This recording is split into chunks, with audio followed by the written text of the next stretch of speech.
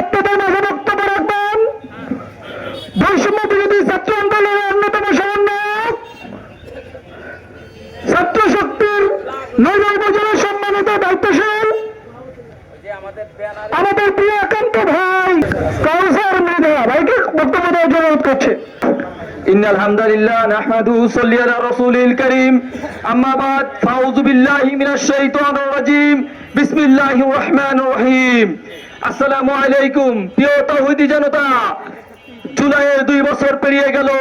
শেখ হাসিনা পালানোর পর আমরা কোনো পরিবর্তন দেখতে পারলাম না।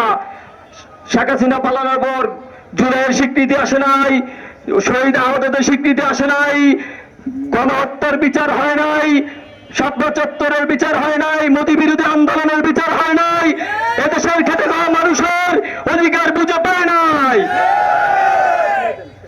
আমরা জান দিব, আল্লাহর কসম জুলাই দিব না ইনশাআল্লাহ। জনাব তারেক রহমান, আপনার অতীত ভুলে যান না। এই দিন না, আরো দিন আছে, এই দিন নিয়ে দেব শহীদের কাছে। আপনাকে যেই চেয়ারে জনগণ বসিয়েছে ওই চেয়ার জনগণের চেয়ার, অতএব গণরায়, গণভোটের গণরায় বাস্তবায়ন করতে হবে ইনশাআল্লাহ। যদি না করেন তাহলে জনগণ এর জবাব দিবে ইনশাআল্লাহ। এ পর্যায়ে বক্তব্য রাখবেন আজকের অনুষ্ঠানের সম্মানিত সভাপতি গণ মানুষের সংগঠন বাংলাদেশ জামাত ইসলামী নৈল উপজেলার সম্মানিত আমির, দেশ বর্ণের ব্যক্তিত্ব, আমাদের প্রিয় মাহবুব মৌলানা কাজী আবুল বাশার।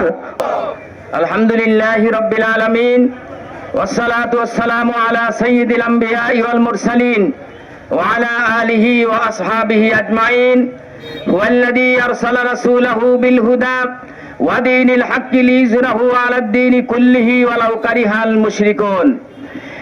সম্মানিত প্রাণপ্রিয় ভাইরা, দেশবাসী, নড়িয়া বণিক সমিতির ভাইরা, আসসালামু আলাইকুম ওয়া রাহমাতুল্লাহ।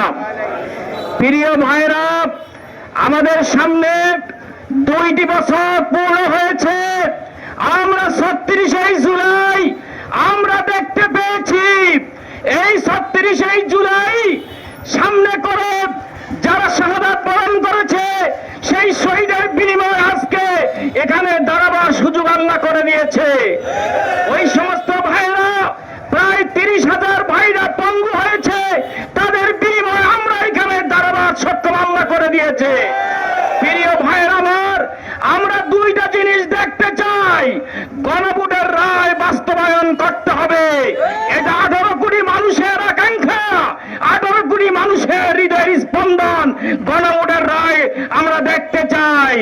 প্রিয় ভাইরা আমার, আপনাদের কাছে আমাদের বিনয় অনুরোধ, আমরা দীর্ঘদিন হলো কিন্তু সেই শাপলা চত্বরে হত্যা হয়েছিল, শহীদ হয়েছিল, গণনির্যাতন করা হয়েছিল, সেটার আজ পর্যন্ত আমরা কোনো বিচার পাইনি।